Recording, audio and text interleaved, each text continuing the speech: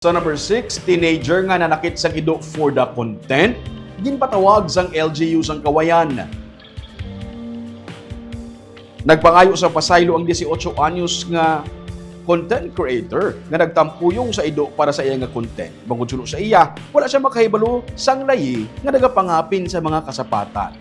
Gipatawag sa opisina ni Kawayan Mayor John Ray Tabuhara ang nasambit nga small-time vlogger. Siya ang ginatagan sa mga konsekwensya sang iyang inhimo kag ipaidalom sa counseling angot sa animal rights. Naging yung Provincial Veterinary Office kay isurrender sa ila ang ido ngayara sa video pati na ang iban pa nila nga mga hinuptanan sa panimalay agud na pasiguro nga mahatagan ang mga inisang insakto nga pag-atipan.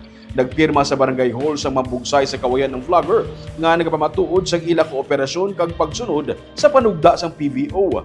Nagaobra bilang mangungumak tapasero ang lalaki kag sunod sa iya tungod sa kapigaduhon. Nagsunod ini sa content creation sa paglaom nga makasweldo paagi sa social media kag makabulig sa ila adlaw-adlaw nga panga kinahanglanon.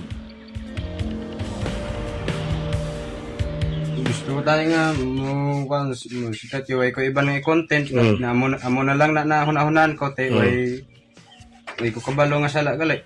Igado gid kayo. Gusto mo makasweldo po sa Facebook de. Mo na nga nag-vlog na lang ko.